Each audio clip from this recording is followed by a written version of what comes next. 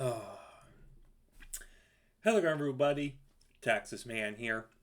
I hope that you guys are all having a wonderful day. If you guys would, please give this video a thumbs up if you guys do enjoy it. Subscribe, of course, if you guys have not already. Also, do me the biggest favor of all, hit that bell notification button. Select all for all notifications so you guys don't miss out on future videos.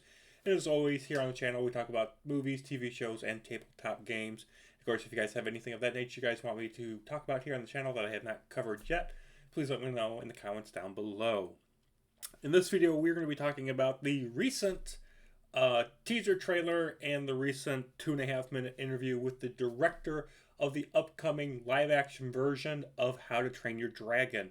Not only is the director of How to Train Your Dragon doing the live-action version, but he was responsible for directing the original animated How to Train Your Dragon trilogy. That being the first one, the second one, and of course Hidden World. I didn't necessarily grow up watching the original trilogy. When the first How to Train Your Dragon came out, I was like 19 or 20. The film clearly wasn't targeted towards me. However, it is a film series that, I watched when I was in college and I was growing up, and those movies were special, and they're still special to me today. But that How to Train Your Dragon trilogy was a family event, for me at least. When the first film came out, it was something that me and my brother really loved, and then we went and saw it again and dragged my parents to go see it.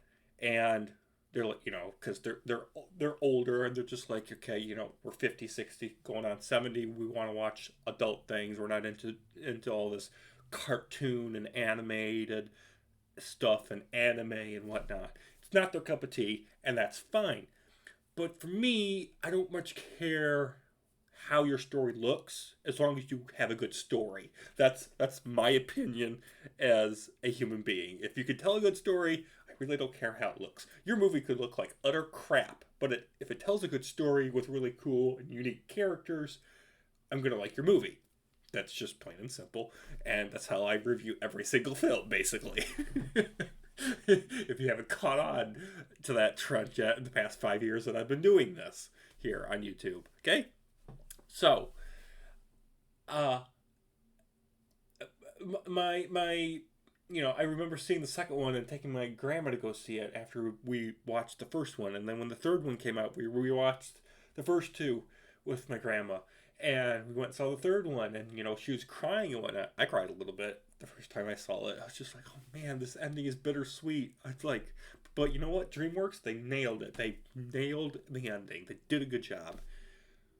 For whatever reason, DreamWorks has decided now to follow the trend that Disney has been doing for like 10, almost 15 years now, with all these live-action remakes of their classics. When they announced that they were going to do a live action version of How to Train Your Dragon, my mind immediately screamed, and it still screams when I say this out loud.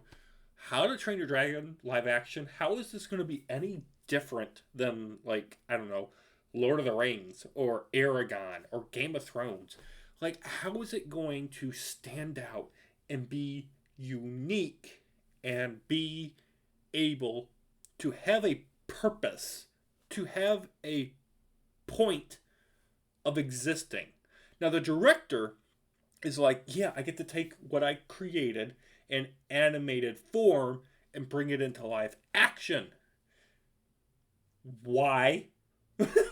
like the story is over with and it's done. Okay? If you're going to literally repeat your story that you created 10, 11 years ago, beat by beat by beat by beat, why are you doing it? And I don't want to get into the whole, hey, we're race swapping Astrid now because we need to fill out a certain role so we can get a certain demographic of people to come in, which apparently is backfiring on social media. Shocking revelation, people. Maybe you should wake up and realize, hey, the character in the original source material is white. What do? We cast a black actress. And the director wants to stay truly faithful to the source material he created. I'm sorry, you can't eat the hand that feeds you and bite it at the same time. It doesn't work like that, okay? Now, based on the teaser trailers that we've been getting, it looks fine. I'm not like, oh, I'm not like, wow, it looks awesome! I'm so excited! You know, I showed it to my mom. She's like, oh, this looks cool. And I'm just like, I think we need to rewatch the movie, the original, Mom, before we go and see this live action dumpster fire. And I am calling it right now. This film, live action How to Train Your Dragon, is releasing in June 2025. I'm going to see it and I'm going to review it. But I have zero expectations. I have zero excitement. I'm probably going to watch it for like a $5, $6 matinee. And here's the thing. I don't care how good it is. My stance right now, and I don't think it's going to change when the film comes out next year, is this live action version of How to Train Your Dragon doesn't need to exist. It is a complete utter waste of time and resources and manpower at DreamWorks. Why is this being done except to follow a trend, to chase a trend that Disney set out 10 to almost 15 years ago? Why is DreamWorks not able to just use that time and energy and resources and people to create something new and original? Come up with the next IP.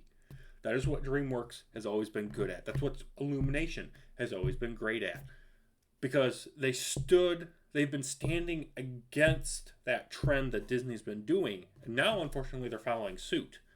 Because, oh, look, the live action version of Lion King made $1 billion. Doesn't mean that the movie was good. Okay? Make a good movie, you might make more money than $1 billion Lion King live action. Okay? It's really simple. I'm just saying, and you'll have better word of mouth.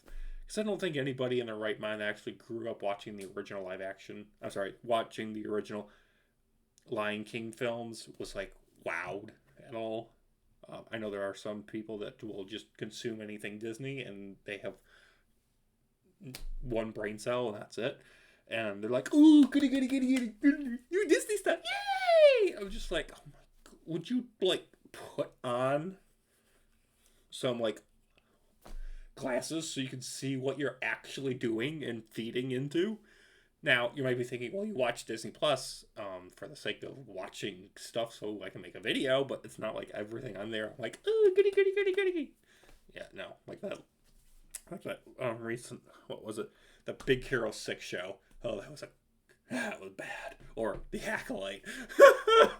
I watched the first 2 episodes and last, and that was all I could stomach. Anyway, back to live action How to Train Your Dragon. I don't know what the point of this film is. And in all utter seriousness, what is the point of this movie? Because I cannot tell you. Maybe you guys can tell me. Because I'd like to know. That's going to do it for this ramble video. I know it was kind of all over the place, and it kind of just wasn't structured at all. But I wanted to throw my 2 cents into the ring online here. So let me know, are you guys excited for this movie? I know a lot of people said they're not because I put a poll out recently, and you guys are like, I don't care. And I'm getting that sentiment from watching other people's videos online as well, is people are just like, yeah, whatever, but didn't the story end? Why are we going backwards instead of forwards with something new? So, kind of weird. Alright, that's going to do it for the video. Have a good one, guys. Peace out.